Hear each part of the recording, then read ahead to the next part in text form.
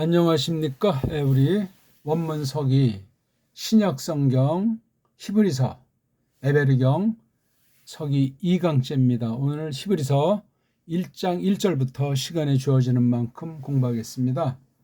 오늘은 글월이 어떻게 짜여져 있는데 그에 따라 해석하는 원리가 어떻게 되는가 하는 것을 조금 살피면서 이 서기 방면을 우리가 다루어 나갈까 합니다.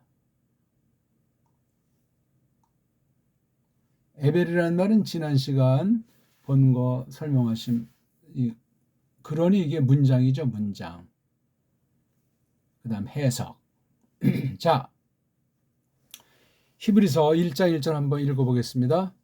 폴리메로스 카이 폴리트로포스 팔라이 호 네우스 랄레사스 토이스 파트라신 엔 토이스 프로페타이스 앱 에스하톤 톤 헤메론 투톤 엘랄레센 헤민 엔 휘오.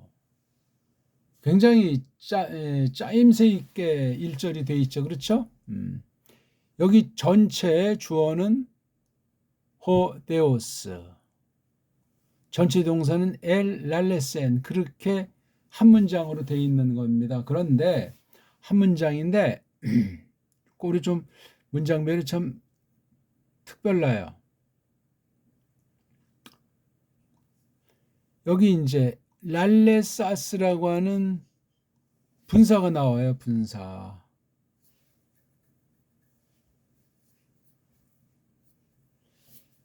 지금 여기 이제 이 호데오스 위치가 좀 파격적이에요.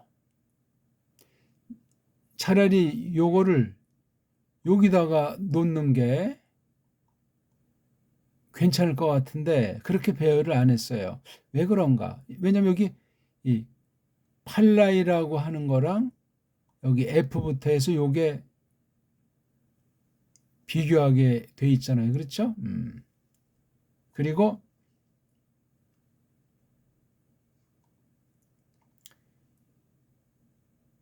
이 토이스 파트라시랑 해민을 또 이걸 견주게 돼 있어요. 그렇죠? 이건 팔라이는 옛날 F 에스카톤, 여기 에스카톤은 마지막, 그렇죠?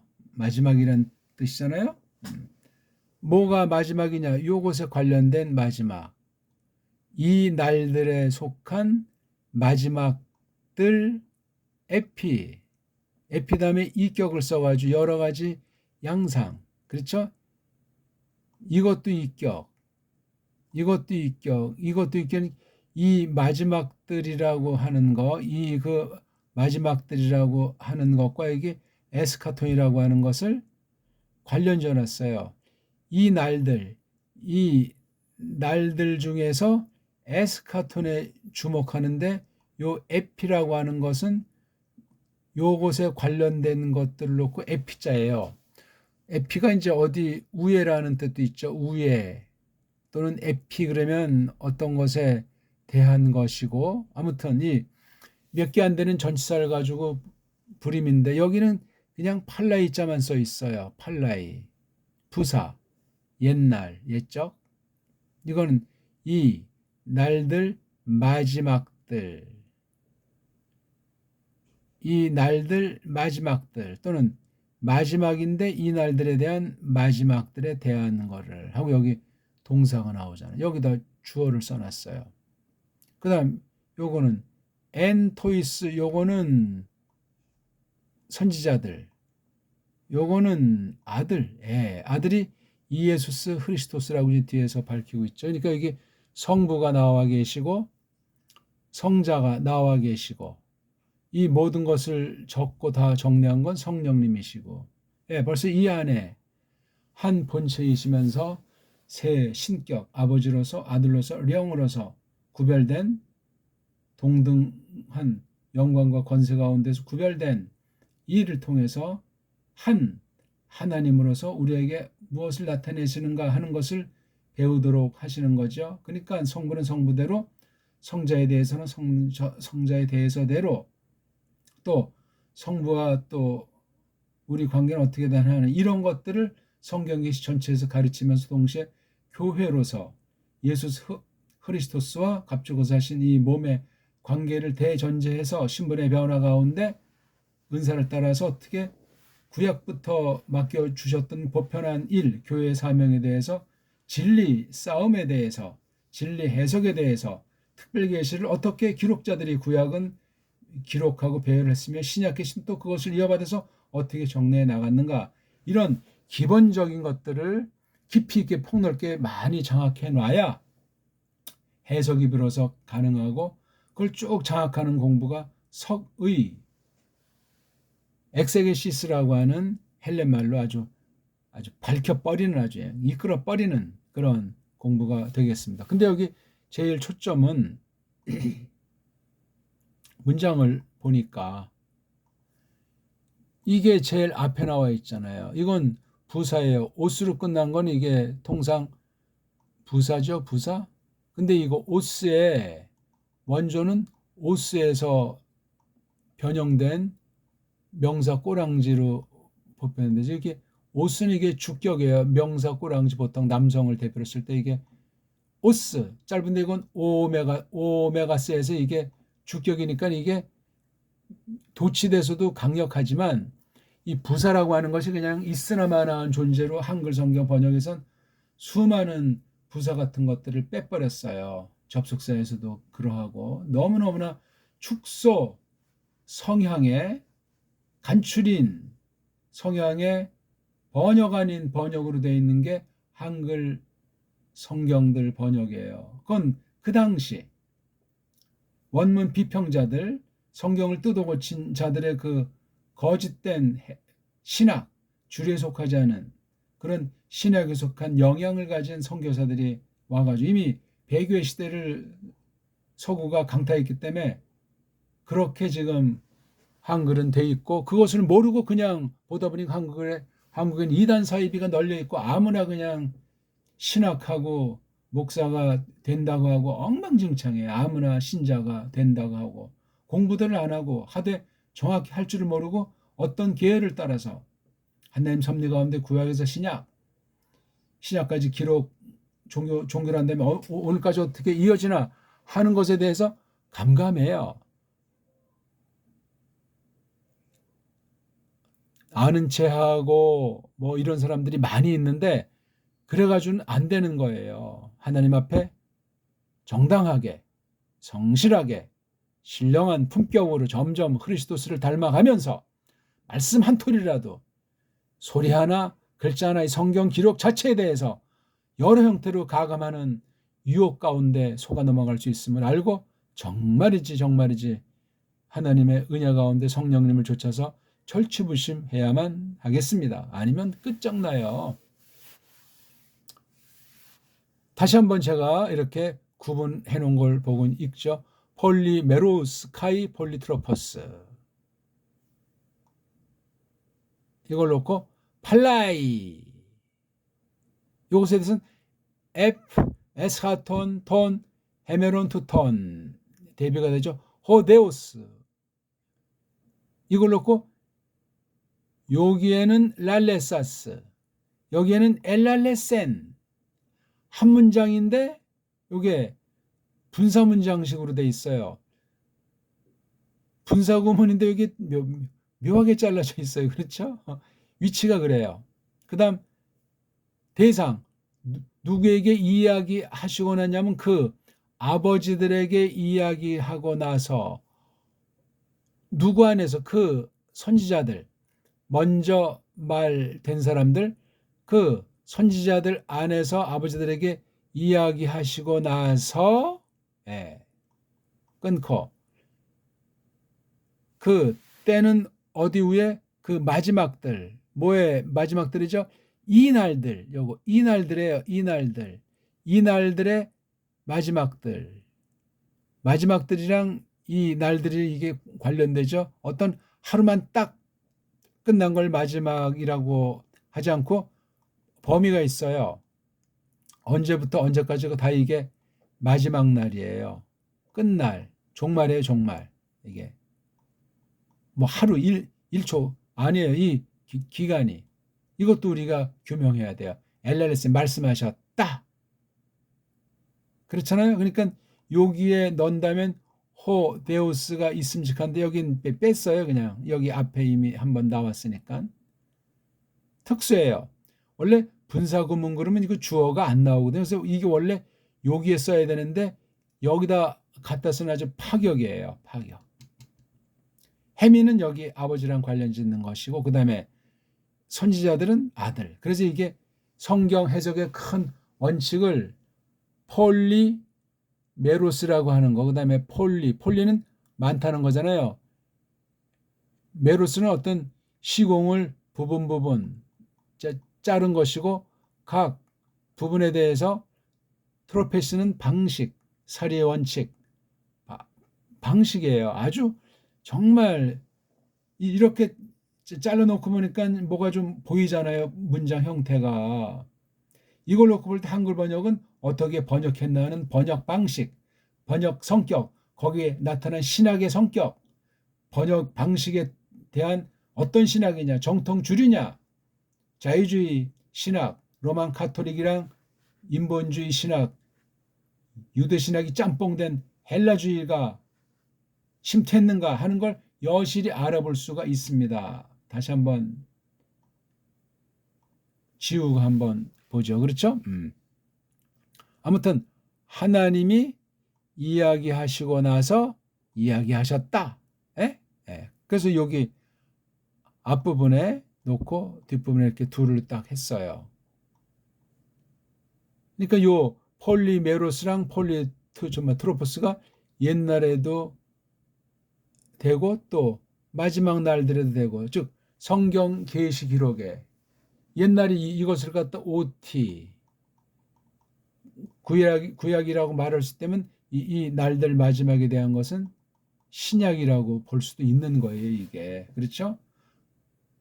또는 신약은 사도라고 하고 싶은데 구약을 프로페테스의 복수들 선지자들 했는데 신약엔 아들이라고 했어요. 이게 또 조금 특별하죠. 그러니까 여기 프로페타이스는 신약의 아포스톨로스를 대칭하는 개념은 아닌 걸 알 수 있는 거예요. 여기서 뭘 말하냐면 이 아들, 성육신이죠. 성육신을 전제한 게 아들이라고 하잖아요. 그렇죠? 내가 너를 낳았다 해서 아버지랑 아들의 관계가 성립되는 거예요. 원래는 영원한 선제예요. 예수스 그리스도스도.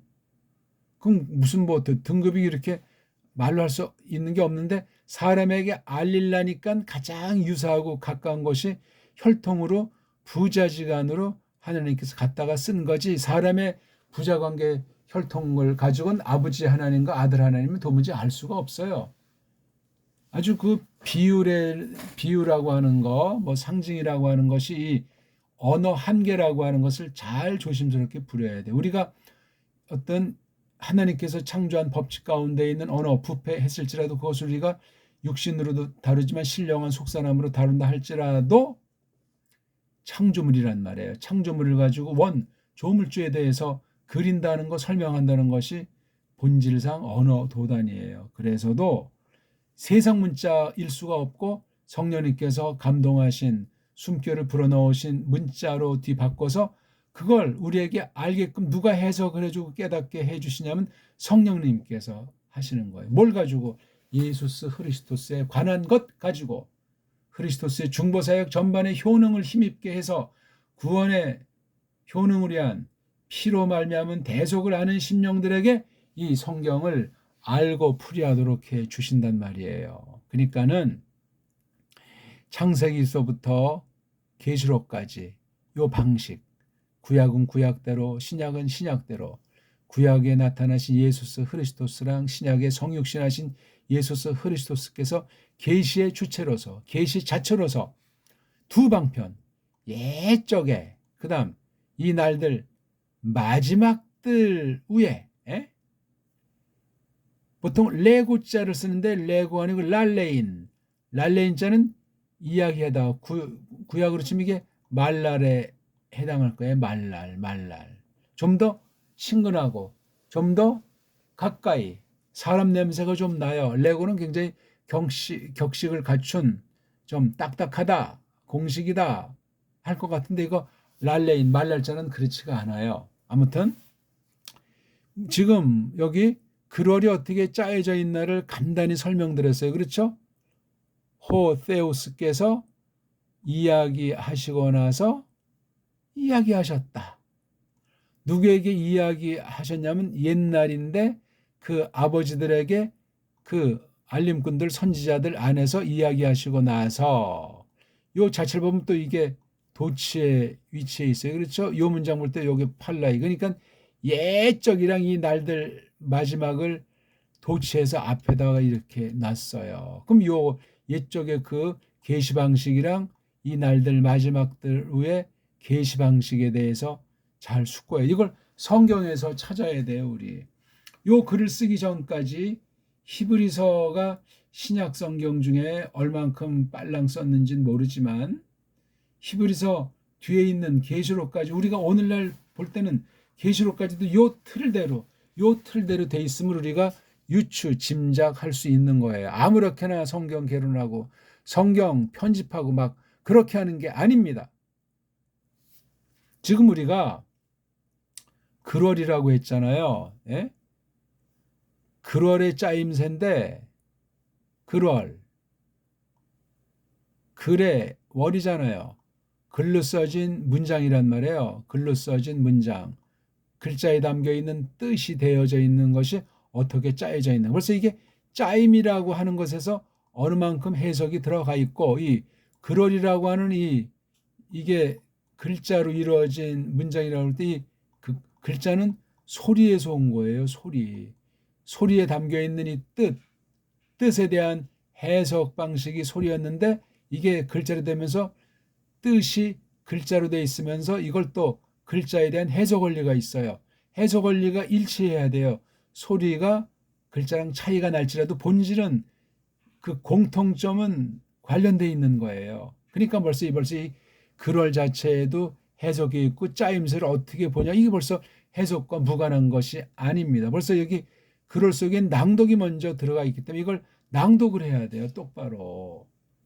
편집을 어떻게 장난을 놀았건 편집에 어떤 그 글자로 쓰는 그 한계 가운데 세속 문자 가지고 특별 계시 문자로 썼을 때 한계를 지니고 있을지라도 최대한 세속 방법이 아닌 성경 원리대로 이것을 읽어야 되는데 그런 면에서도 일반 은총이 굉장히 중요하고 각 나라 문자, 각 나라 알파벳을 넘어서는 발음을 못한다는 얘기야. 근데 세계 모든 건 자음 모음의 관계가 불투명하고 원래 뜻 가진 소리를 알파벳으로 자음 모음으로 만드는 데서 완전한 글자들이 없어요. 대한민국 처음부터 수천 년 된 배달결의 글자 외에는 없습니다. 이게 무서운 차이고 조심해야 돼요. 모든 결의들이 한계 가운데 있거든요. 완전한 글자는 없잖아요. 그러니까 어떤 글자는 통해서는 어떤 강점을 주셨고 근데 어떤 약점이 잔존하고 전부 다 그래요. 우린 그런 세계 모든 알파벳 문자랑 견줄 수가 없어요.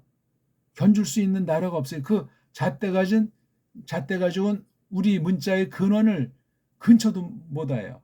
근데 한글이 바로 가장 망가진 서방 글자들의 형태를 따고 변질된 거예요. 최악의 문자예요. 이거 가지고 지금 한국 사람들의 꼴이나 신학이나 하나님에 대한 태도나 일반 은총에 대한 태도가 엉망진창 아닙니까? 미국이나 소위 유럽 선진사회 본따는 하고 시구이즈부터 모든 방면에 더 완전히 물들어서 지금 뭐 갈피를 못 잡는 형국이에요. 식민지 중에 식민지 이하라 볼 수밖에 없는 상황이에요. 우리 문사처리, 우리 언어, 우리 역사, 우리 사상이 다 옛날에 이미 없어져 버렸어요.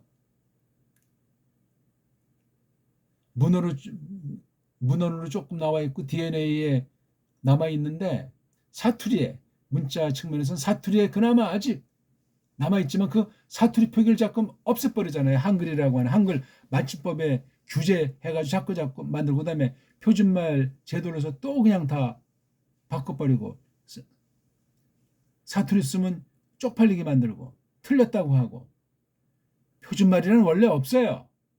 권력 가진 자들이 언어를 장악한 자들이 그따위 짓을 하는 거죠. 세상 이야기예요. 세상이 어떻게 하든 우리 하나님 백성이랑 상관이 없어요. 한글 맞춤법이 바뀐다고 성경을 또다시 개정한답니까? 세상이 망하면 성경이 없어지겠네? 큰 착각들을 하고 있는 거예요. 세상이 뭐 교회 밥 먹여 준답니까? 세상이 하나님 말씀을 하나님 말씀으로 대한답니까? 겁다그리 없이 엉망진창인 게 세상에 불신 모든 사람들인데, 교회 안에 들어와 있는 가라지들인데, 가짜 싹군들인데, 불신자보다 더 악랄한 원수의 앞잡이들인데, 싹군과 가라지들이 정신 바짝 차리셔야 됩니다. 특히 원문 분야는 잘 몰라요. 몇몇 한 아이들이 독점하고 있는 거예요. 99.9% 과정에서 자유주의 신학자들, 로마주의자들, 영미주의자들, 유대주의자들, 이 짝퉁들이 장악해서 교묘하게 부리고 개신교를 끌어들여가지고 함께 하는 것처럼 통합 운동들을 하고, 교리함 하면서 저기 우리 뭐 선한 사업부터 우리 맞춰갑시다. 전부 인본주의였어. 싹 다. 어디 성경이 가짜들이랑 그렇게 하라고 했습니까? 짬새가 참 재밌게 돼 있잖아요. 그렇죠?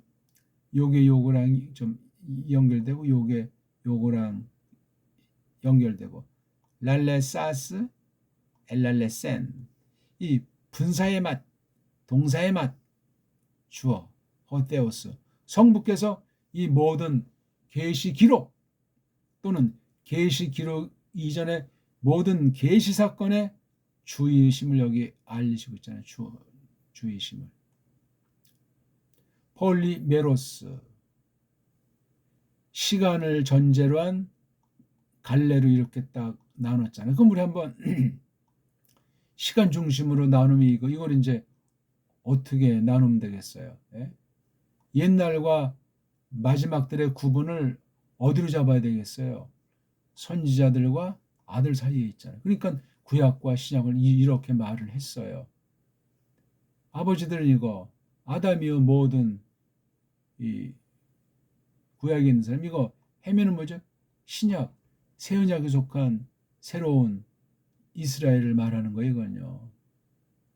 이게 바로 구약 성경을 이렇게 그리고 신약 성경을 이렇게 그렸는데, 그러면 어디서 어디까지인지 이거를 말할 수 있어야 되잖아요.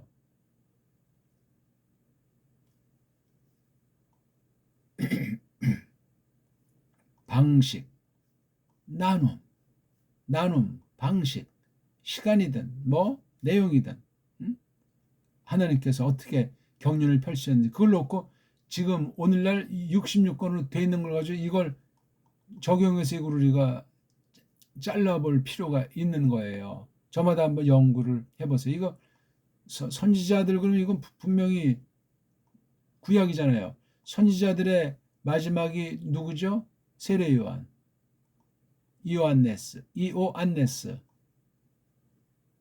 세례 요한이에요. 그러니까 이런 짜임새도 해석의 차이에 따라 짜임새가 갈래가 구분이 달라지는 거예요. 이게 일치해야 돼요. 일치할 수밖에 없어요. 짜임새가 엉성하면 해석의 원리가 엉성하다는 것이고, 짜임새가 짱짱하면 해석이 짱짱해진다는 건 삼척동자도 얼른 알아먹을 수 있는 것 아닙니까? 이런 식으로 구분해가지고 성경을 큼지막하게 몇 덩어리로 자를 수 있어야 돼요. 시점이 됐건 덩어리가 됐건 각 방식이 됐건, 여기 보니까 많은 폴리라고 했으니 자세히 크게 그다음에 자세히 세분할 수도 있는 거예요. 이게 히브리서가 굉장히 중요한 성경인데, 지금 현안에 대한 것을 말하기 전에 성경 전체에 대한 것을 이렇게 1절에서 말을 하고 있어요. 2절, 3절, 4절까지 이제 이렇게 참고하다 보면은 이 폴리메로스 폴리트로포스를 어떻게 이것을 방향과 이 잣대를 삼아야 되겠다 하는 것을 점점 알게 돼 있어요. 요것이 이제 그리고 히브리서 안에서도 히브리서 자체가 어떻게 짜여져 있는가에 따라서 히브리경, 에베르경을 어떻게 이것을 해석할 수 있나 하는 것을 알고 해석할 때 공통의 원리, 특수한 원리가 뭐냐. 에베르경 서기할 때 각 성경에 있는 공통 해석의 원리는 뭐고 특별 원리는 무엇인가. 이게 나오고 또 히브리서 자체만 볼 때 그 짜임새에 따라서 해석을 정말 앞뒤로 관련 지어가면서 전체하면서 똑바로 해석을 할 수 있어요. 굉장히 중요한 인상 깊은 말이에요. 우리 구약도 그렇지만 신약 제일 첫 부분에 나오는 것을 보면 이런 식으로 나온 게 없어요. 이거요. 폴리메로스, 카이 폴리트로포스. 예. 많은 나눔과 많은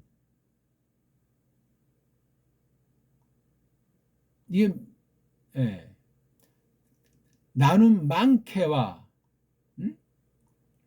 방식 조리 많게 예.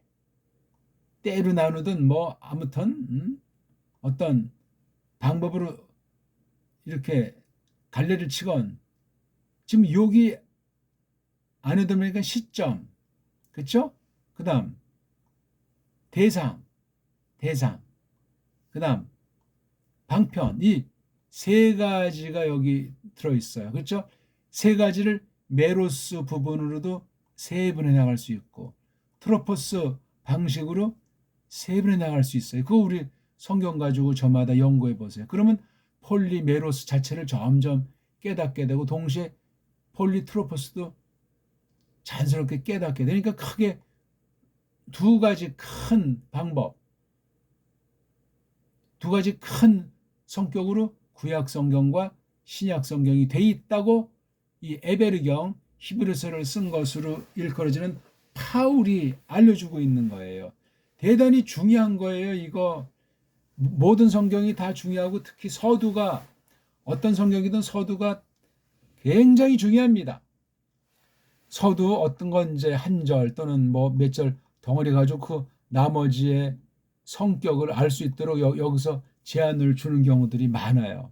크게 봐서 구약은 신약을 볼 수 있도록 해주는 그 원리가 구약에 담겨 있다고요. 신약을 전혀 무시하고 구약 가지고 깜짝거리는 유대주의 짝퉁 유대교는 건 이단 깜도 안 되고 그건 전혀 다른 종교고 다른 우상쟁이들이에요. 그거는 거론의 값어치가 없어요. 시온주의고 나발이고 정신 바짝 차리셔야 합니다. 성경을 성경으로 해석하는 원리에서 소리를 전제로 해서 글자를 알아야만 지금 우리가 이걸 점점 세분해서 들어가는 거예요. 소리. 예? 소리의 원리대로 소리의 풍부한 뜻 중에 필수만 간추려서 나온 게 글자예요. 보기를 들자면 계시가 구약에도 많았는데 기록은 아주 이 무한에 가까운 구약 계시 중에서 아주 뭐 점에 해당하지도 않을 만큼 이만큼 골라서 적은 게 구약 계시, 구약의 특별 계시를 기록한 구약 성경이에요. 이거. 보기 들어서 토라가 창세기부터 신명기까지라고 하는 이것도 역시 분량이 이걸 또 누가 다섯 덩어리로 잘라놨잖아요. 절대는 아니에요. 이렇게 잘라서 본 거예요. 창세기 부분만 하더라도 처음엔 엄청난 분량으로 계승이 되었었을 텐데 아브라함 이후 모세에 걸쳐가지고 창세기를 지금 우리가 보는 그런 분량으로 창세기를 받고 있는 거예요. 굉장히 아주 간추리고 빼고 해서 아주 그냥 엑기스만. 그러면 모세가 이것을 축소했는가? 축소한 게 아니라 창세기 부분을 말하려는 것이 아니고 모세 이후에 하나님의 계시를 주신 것을 전제로 하고 요만큼만 엑기스로 가르치고 기록하도록 한 거예요. 그럼 이 토라를 잘 공부하면 나머지 부분들에 대해서 여백에 대해서 하나님의 교회가 이걸 찾아 나가는 거예요. 이런 방식으로 우리가 신약까지도 해서 우리 한번 다음 시간까지 연구를 좀 많이 해가지고 오십시오.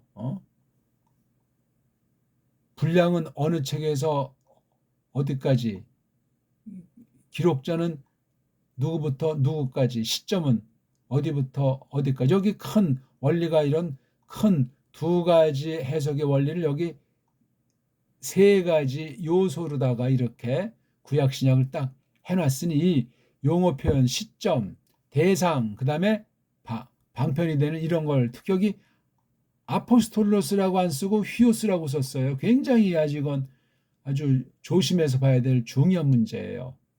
문장 어순 한 문장인데 위에는 분사구문이고 여긴 본절인데 위에가 종속절, 이게 본절인데 종속절에다 주어를 갖다 이렇게 넣었어요.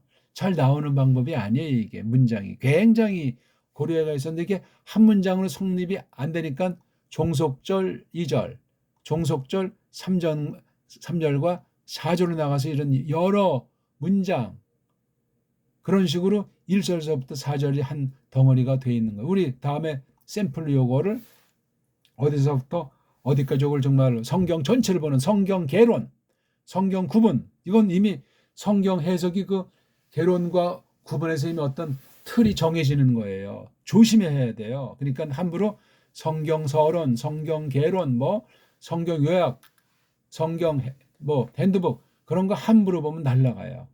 당장은 좋아 보이고 성경이 쏙쏙 들어오고 갈래를 탁 치니까 금방 써먹고 성경하는 체 할지 모르지만 날라간단 말이에요.